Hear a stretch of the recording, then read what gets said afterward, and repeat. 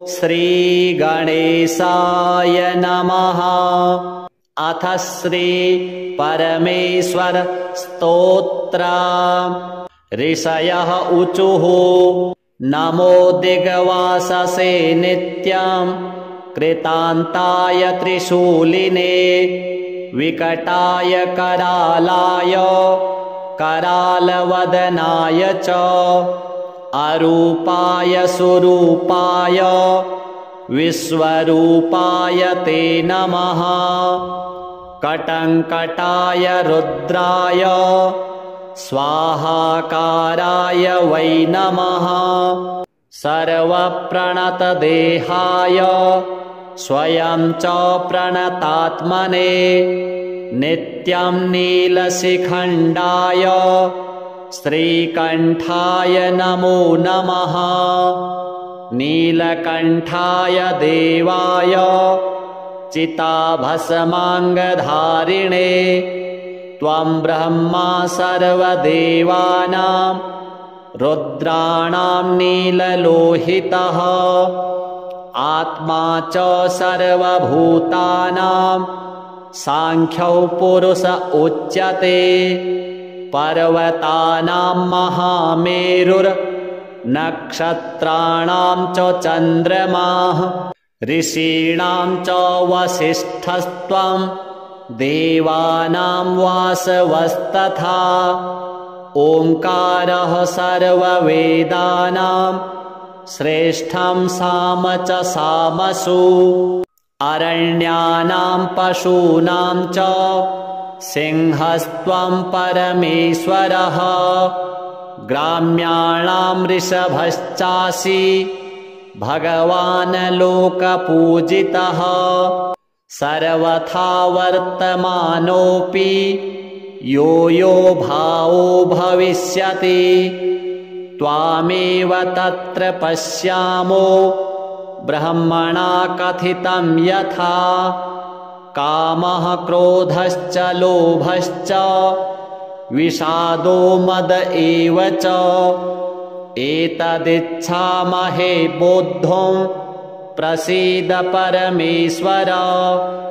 महासंहरणे प्राप्ते त्वया देव कृतात्मना करं ललाटे संविद्य वह्निरुत्पादितस्त्वया तेनाग्निना तदा लोका अर्चिभिः सर्वतो वृताः।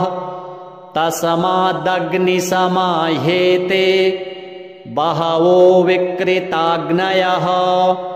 कामः क्रोधश्च लोभश्च मोहो दम्भ उपद्रवः यानि चान्यानि भूतानि स्थावराणि चराणि च दह्यन्ते प्राणिनस्ते तु त्वत्समुत्थेन वह्निना।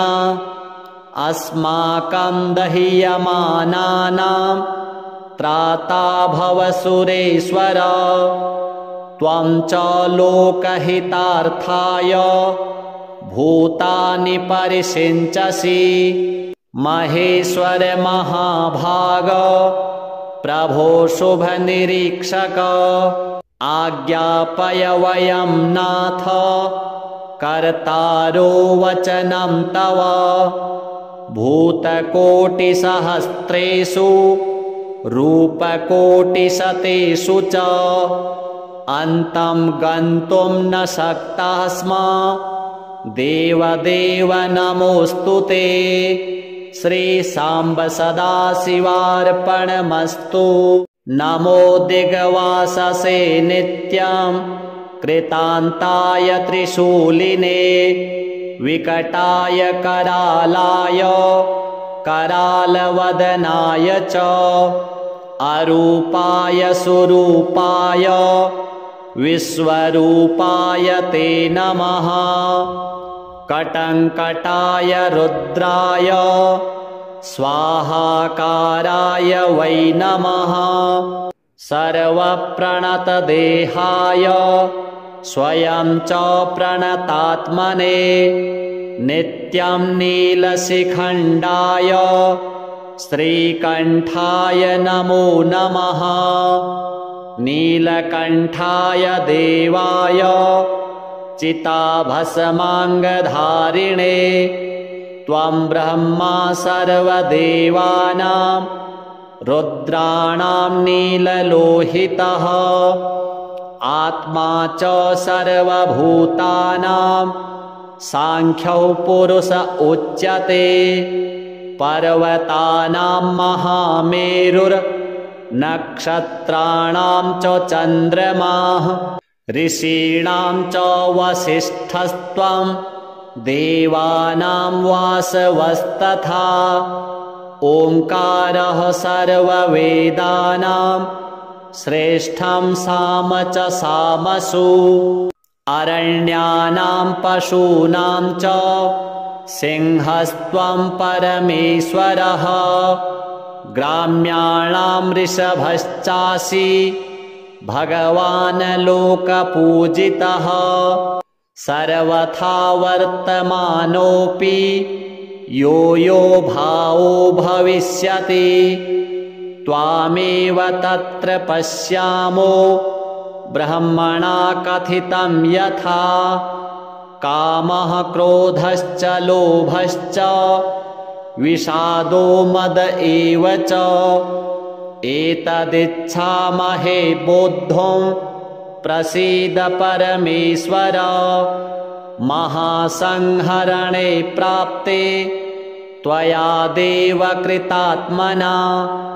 करं ललाटे संविद्य वह्निरुत्पादितस्त्वया।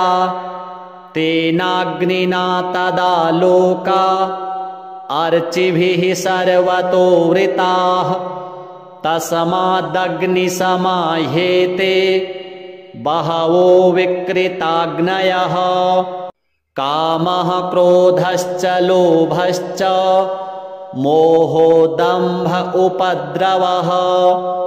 यानि चान्यानि भूतानि स्थावराणि चराणि च दह्यन्ते प्राणिनस्ते तु त्वत्समुत्थेन वह्निना।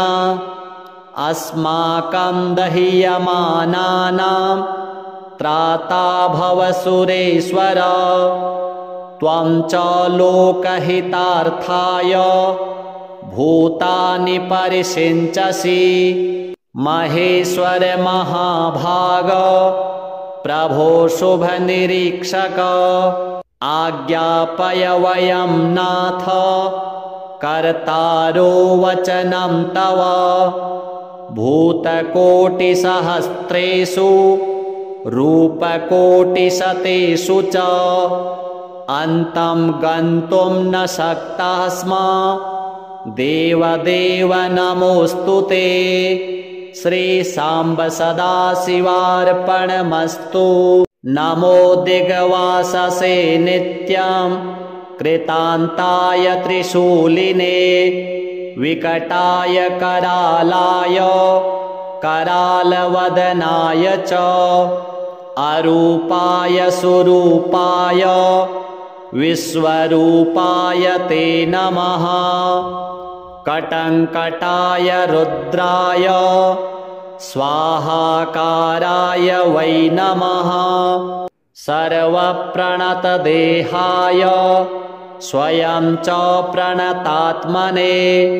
नित्यं नीलशिखण्डाय श्रीकण्ठाय नमो नमः। नीलकण्ठाय देवाय चिताभस्माङ्गधारिणे त्वं ब्रह्मा सर्वदेवानां रुद्राणां नीललोहितः। आत्मा च सर्वभूतानां साङ्ख्यौ पुरुष उच्यते। पर्वतानां महामेरुर्नक्षत्राणां च चन्द्रमाः ऋषीणां च वसिष्ठस्त्वं देवानां वासवस्तथा।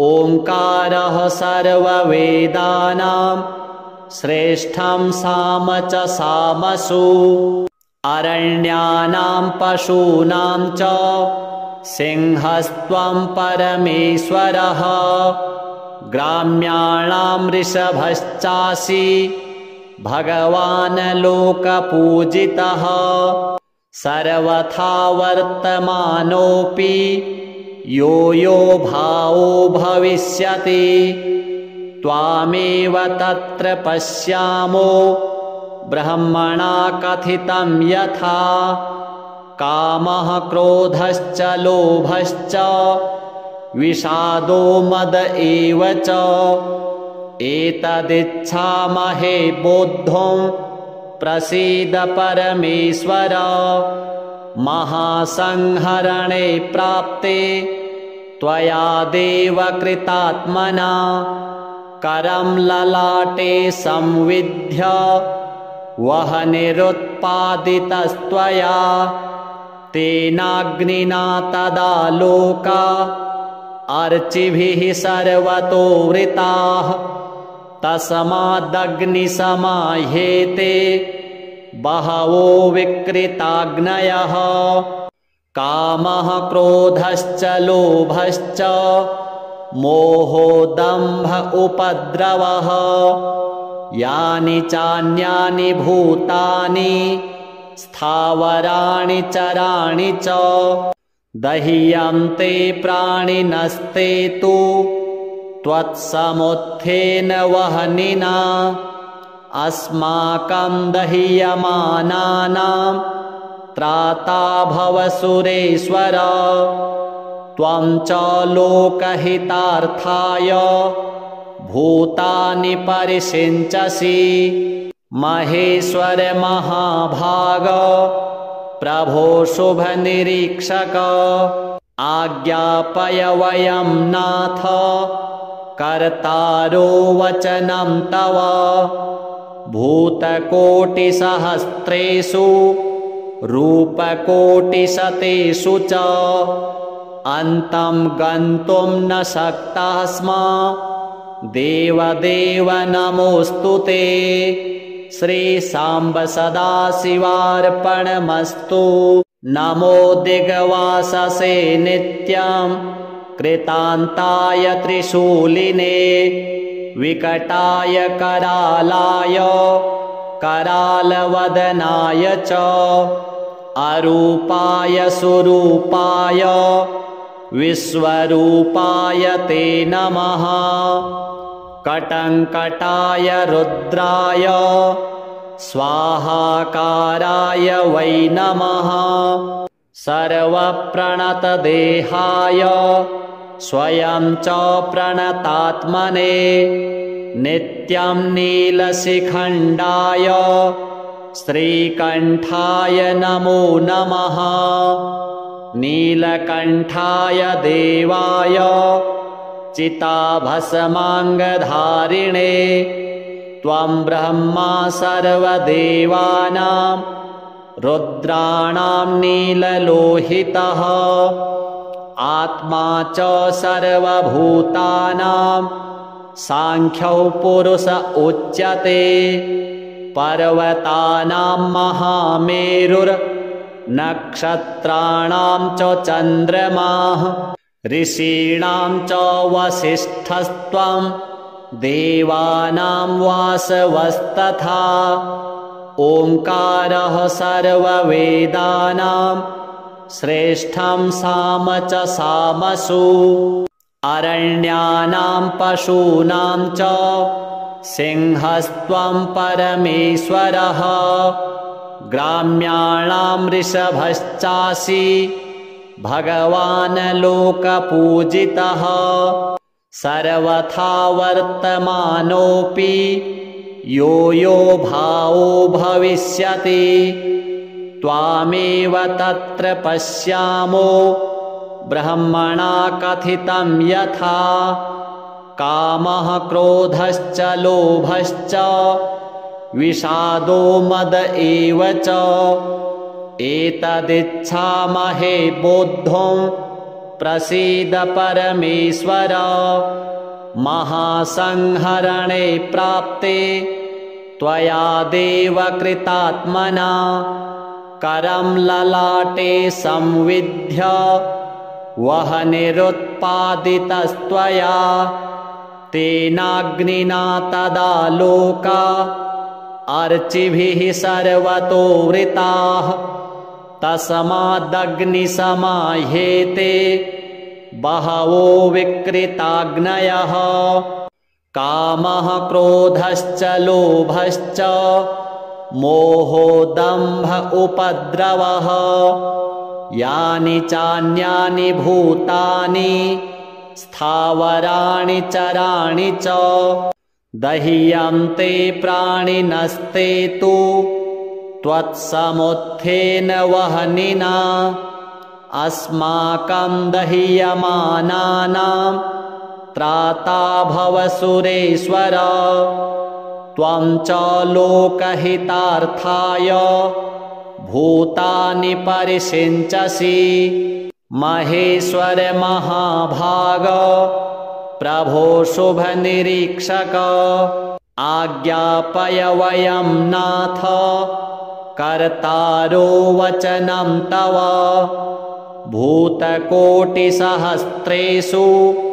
रूपकोटिशतेषु च अन्तं गन्तुं न शक्ताः स्मः देवदेव नमोऽस्तु ते श्रीसाम्ब सदाशिवार्पणमस्तु नमो दिग्वाससे नित्यं कृतान्ताय त्रिशूलिने विकटाय करालाय करालवदनाय च अरूपाय सुरूपाय विश्वरूपाय ते नमः कटङ्कटाय रुद्राय स्वाहाकाराय वै नमः सर्वप्रणतदेहाय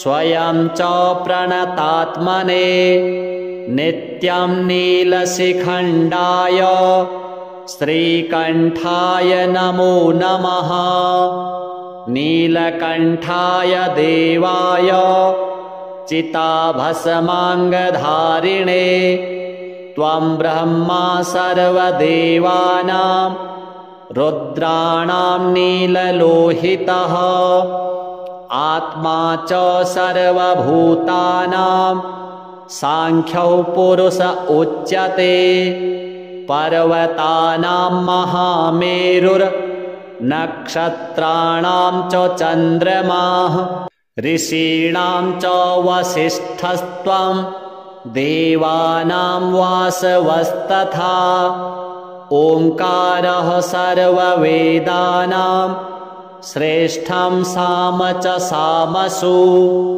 अरण्यानां पशूनां च सिंहस्त्वं परमेश्वरः ग्राम्याणां ऋषभश्चासि भगवान् लोकपूजितः सर्वथा वर्तमानोऽपि यो यो भावो भविष्यति त्वामेव तत्र पश्यामो ब्रह्मणा कथितं यथा कामः क्रोधश्च लोभश्च विषादो मद एव च एतदिच्छामहे बोद्धुं प्रसीद परमेश्वर महासंहरणे प्राप्ते त्वया देव कृतात्मना करं ललाटे संविद्य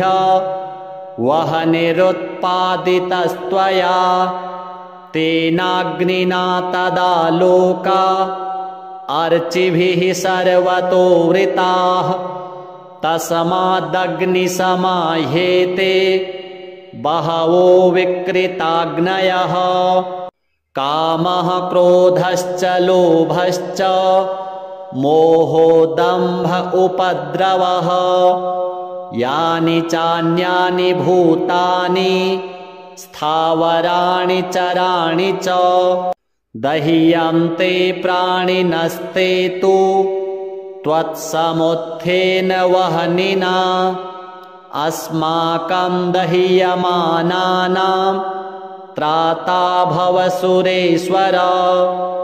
त्वं च लोकहितार्थाय भूतानि परिषिञ्चसि।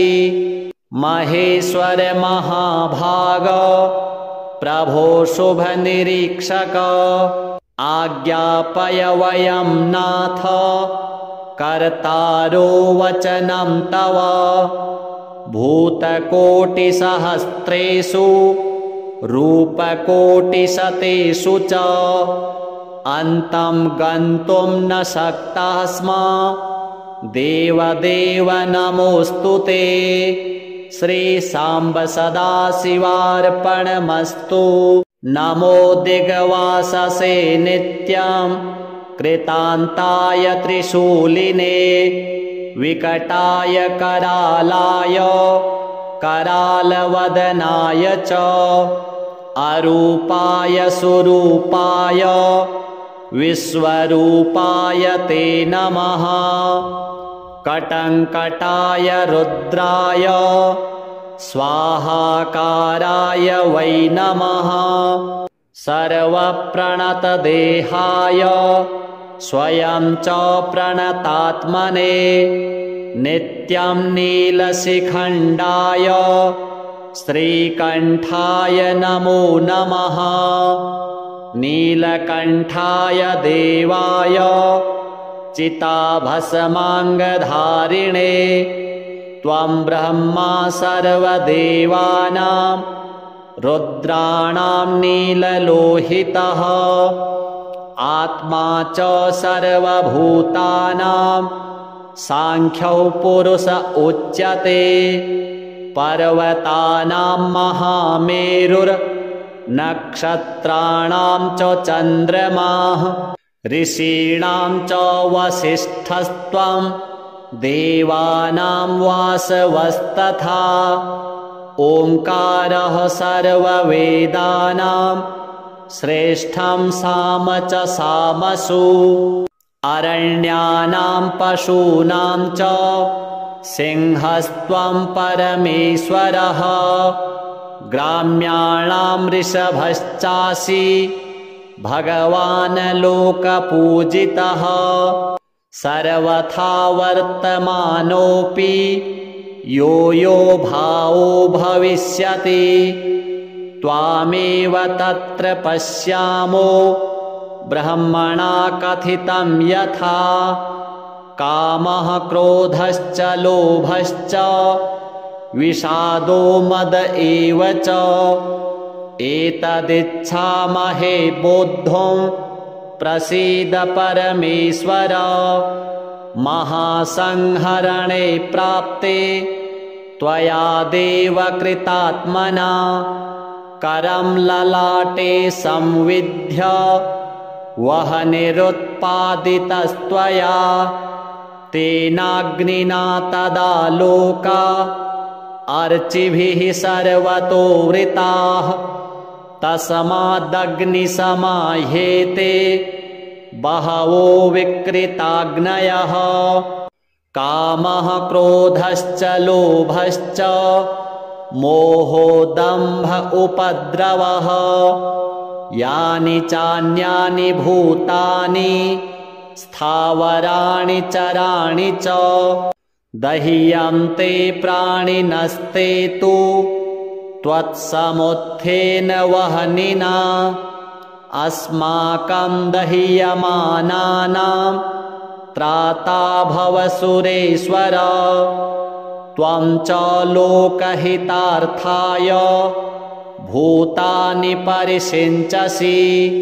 महेश्वर महाभाग प्रभो शुभनिरीक्षक आज्ञापय वयं नाथ कर्तारो वचनं तव।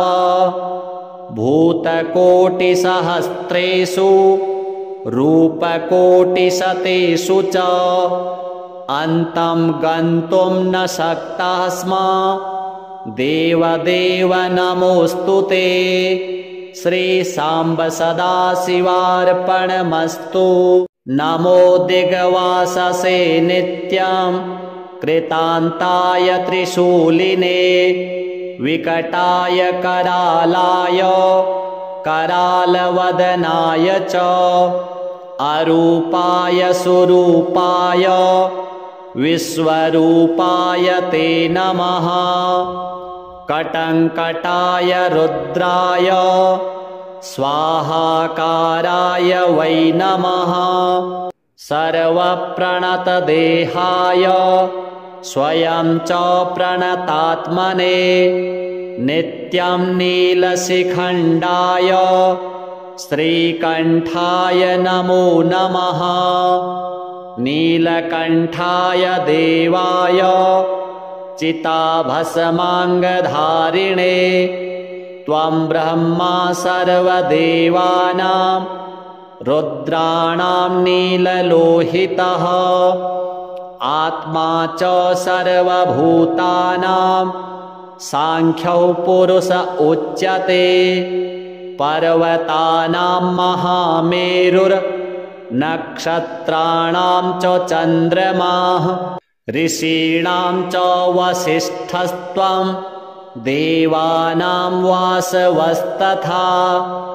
ओंकारः सर्ववेदानां श्रेष्ठं साम च सामसु। अरण्यानां पशूनां च सिंहस्त्वं परमेश्वरः। ग्राम्याणां ऋषभश्चासि भगवान् लोकपूजितः। सर्वथा वर्तमानोऽपि यो यो भावो भविष्यति त्वामेव तत्र पश्यामो ब्रह्मणा कथितं यथा। कामः क्रोधश्च लोभश्च विषादो मद एव च एतदिच्छामहे बोद्धुं प्रसीद परमेश्वर। महासंहरणे प्राप्ते त्वया देव कृतात्मना करं ललाटे संविद्य वह्निरुत्पादितस्त्वया तेनाग्निना तदा लोका अर्चिभिः सर्वतो वृताः। तस्मादग्निसमाह्येते बहवो विकृताग्नयः। कामः क्रोधश्च लोभश्च मोहो दम्भ उपद्रवः यानि चान्यानि भूतानि स्थावराणि चराणि च दह्यन्ते प्राणिनस्ते तु त्वत्समुत्थेन वह्निना। अस्माकं दह्यमानानां त्राता भव सुरेश्वर।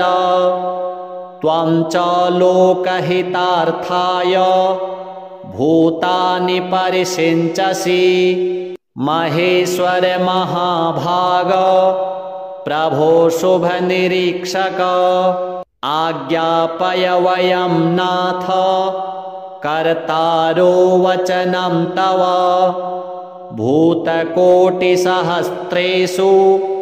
रूपकोटिशतेषु च अन्तं गन्तुं न शक्ताः स्मः। देवदेव नमोऽस्तु ते। श्री सांब सदाशिवार्पणमस्तु।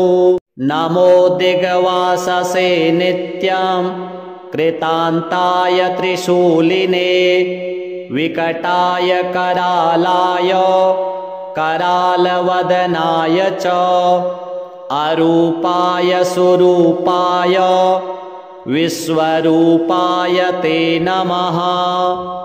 कटङ्कटाय रुद्राय स्वाहाकाराय वै नमः।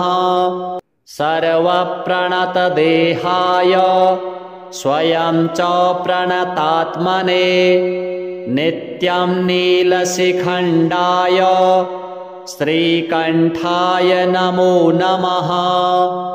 नीलकण्ठाय देवाय चिताभस्माङ्गधारिणे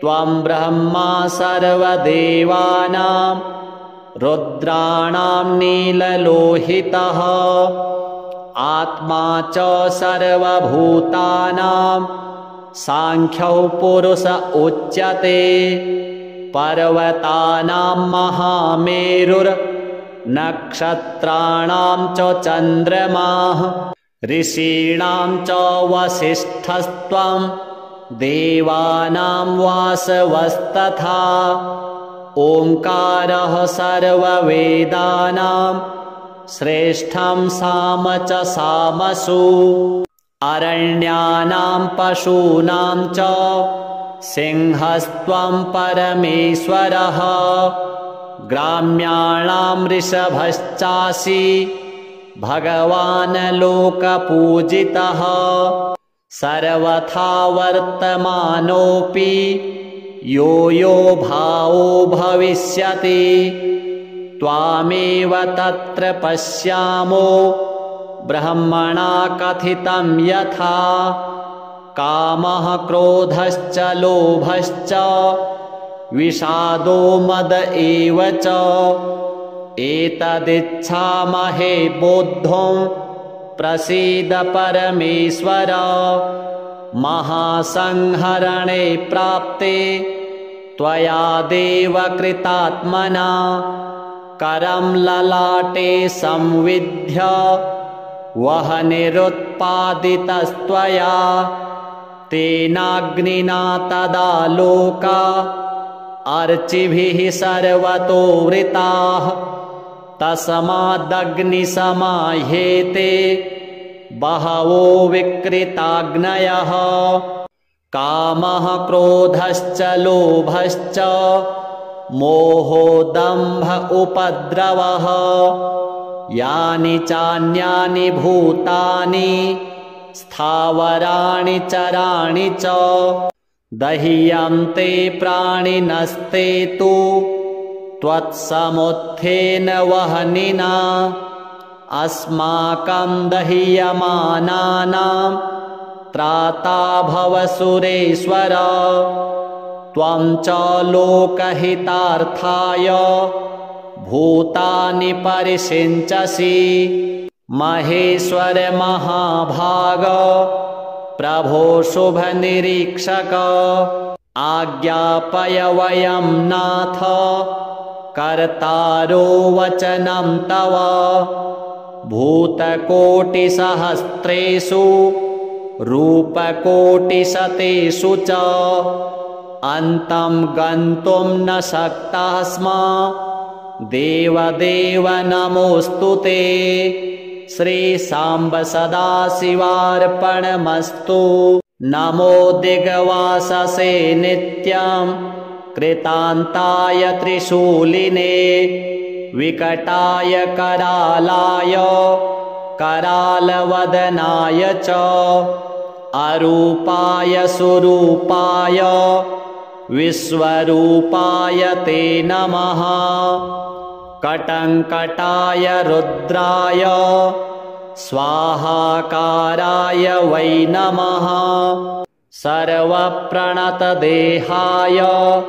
स्वयं च प्रणतात्मने नित्यं नीलशिखण्डाय श्रीकण्ठाय नमो नमः नीलकण्ठाय देवाय चिताभस्माङ्गधारिणे त्वं ब्रह्मा सर्वदेवानां रुद्राणां नीललोहितः आत्मा च सर्वभूतानां सांख्यौ पुरुष उच्यते पर्वतानां महामेरुर्नक्षत्राणां च चन्द्रमाः ऋषीणां च वसिष्ठस्त्वं देवानां वासवस्तथा ओंकारः सर्ववेदानां श्रेष्ठं साम च सामसु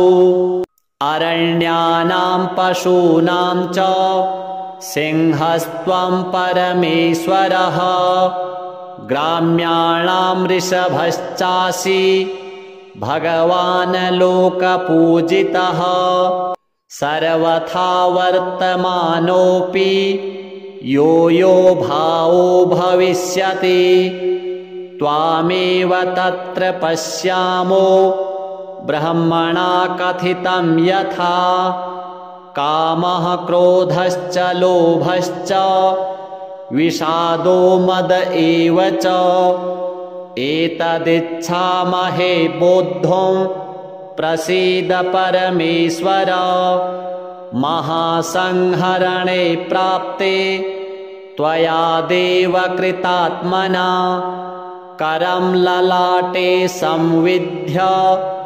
वह्निरुत्पादितस्त्वया तेनाग्निना तदा लोका अर्चिभिः सर्वतो वृताः तस्मादग्निसमाह्येते बहवो विकृताग्नयः कामः क्रोधश्च लोभश्च मोहो दम्भ उपद्रवः यानि चान्यानि भूतानि स्थावराणि चराणि च दह्यन्ते प्राणिनस्ते तु त्वत्समुत्थेन वह्निना अस्माकं दह्यमानानां त्राता भव सुरेश्वर त्वं च लोकहितार्थाय भूतानि परिषिञ्चसि महेश्वर महाभाग प्रभो शुभनिरीक्षक आज्ञापय वयं नाथ कर्तारो वचनं तव भूतकोटिसहस्रेषु रूपकोटिशतेषु च अन्तं गन्तुं न शक्ताः स्मः देवदेव नमोऽस्तु ते श्रीसाम्ब सदाशिवार्पणमस्तु नमो दिग्वाससे नित्यं कृतान्ताय त्रिशूलिने विकटाय करालाय करालवदनाय च अरूपाय सुरूपाय विश्वरूपाय ते नमः कटङ्कटाय रुद्राय स्वाहाकाराय वै नमः सर्वप्रणतदेहाय स्वयं च प्रणतात्मने नित्यं नीलशिखण्डाय श्रीकण्ठाय नमो नमः नीलकण्ठाय देवाय चिताभस्माङ्गधारिणे त्वं ब्रह्मा सर्वदेवानां रुद्राणां नीललोहितः आत्मा च सर्वभूतानां सांख्यो पुरुष उच्यते पर्वतानां महामेरुर्नक्षत्राणां च चन्द्रमाः ऋषीणां च वसिष्ठस्त्वं देवानां वासवस्तथा ओंकारः सर्ववेदानां श्रेष्ठं साम च सामसु अरण्यानां पशूनां च सिंहस्त्वं परमेश्वरः ग्राम्याणां ऋषभश्चासि भगवान् लोकपूजितः सर्वथा वर्तमानोऽपि यो यो भावो भविष्यति त्वामेव तत्र पश्यामो ब्रह्मणा कथितं यथा कामः क्रोधश्च लोभश्च विषादो मद एव च एतदिच्छामहे बोद्धुं प्रसीद परमेश्वर महासंहरणे प्राप्ते त्वया देव कृतात्मना करं ललाटे संविद्य वह्निरुत्पादितस्त्वया तेनाग्निना तदा लोका अर्चिभिः सर्वतो वृताः तस्मादग्निसमाह्येते बहवो विकृताग्नयः कामः क्रोधश्च लोभश्च मोहो दम्भ उपद्रवः यानि चान्यानि भूतानि स्थावराणि चराणि च दह्यन्ते प्राणिनस्ते तु त्वत्समुत्थेन वह्निना अस्माकं दह्यमानानां त्राता भव सुरेश्वर त्वं च लोकहितार्थाय भूतानि परिषिञ्चसि महेश्वर महाभाग प्रभो शुभनिरीक्षक आज्ञापय वयं नाथ कर्तारो वचनं तव भूतकोटिसहस्रेषु रूपकोटिशतेषु च अन्तं गन्तुं न शक्ताः स्म देवदेव नमोऽस्तु ते श्रीसाम्ब सदाशिवार्पणमस्तु नमो दिग्वाससे नित्यं कृतान्ताय त्रिशूलिने विकटाय करालाय करालवदनाय च अरूपाय सुरूपाय विश्वरूपाय ते नमः कटङ्कटाय रुद्राय स्वाहाकाराय वै नमः सर्वप्रणतदेहाय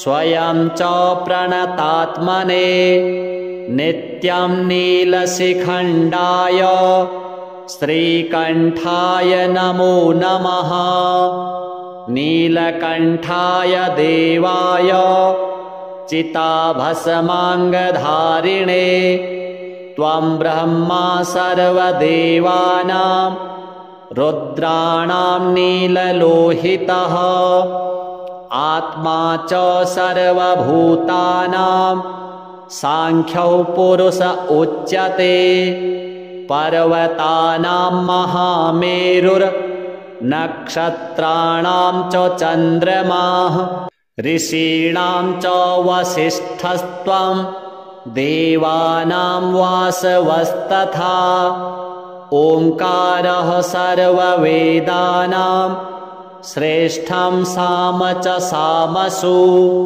अरण्यानां पशूनां च सिंहस्त्वं परमेश्वरः ग्राम्याणां ऋषभश्चासि भगवान् लोकपूजितः सर्वथा वर्तमानोऽपि यो यो भावो भविष्यति त्वामेव तत्र पश्यामो ब्रह्मणा कथितं यथा कामः क्रोधश्च लोभश्च विषादो मद एव च एतदिच्छामहे बोद्धुं प्रसीद परमेश्वर महासंहरणे प्राप्ते त्वया देव कृतात्मना करं ललाटे संविद्य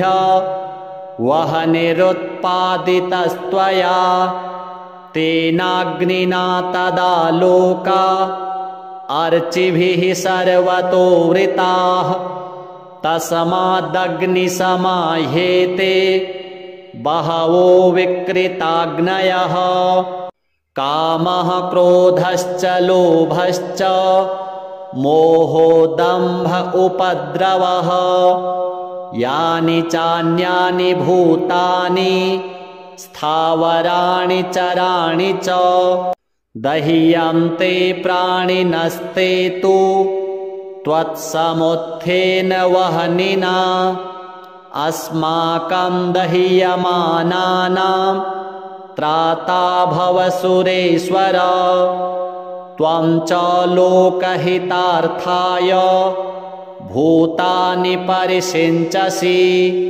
महेश्वर महाभाग प्रभो शुभनिरीक्षक आज्ञापय वयं नाथ कर्तारो वचनं तव भूतकोटिसहस्रेषु रूपकोटिशतेषु च अन्तं गन्तुं न शक्तः स्म देवदेव नमोऽस्तु ते। श्रीसाम्ब सदाशिवार्पणमस्तु। नमो दिग्वाससे नित्यं कृतान्ताय त्रिशूलिने विकटाय करालाय करालवदनाय च अरूपाय सुरूपाय विश्वरूपाय ते नमः।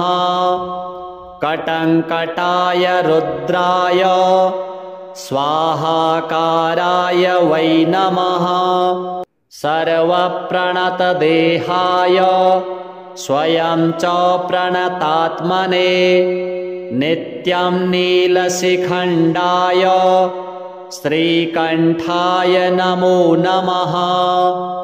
नीलकण्ठाय देवाय चिताभस्माङ्गधारिणे त्वं ब्रह्मा सर्वदेवानां रुद्राणां नीललोहितः आत्मा च सर्वभूतानां साङ्ख्यो पुरुष उच्यते।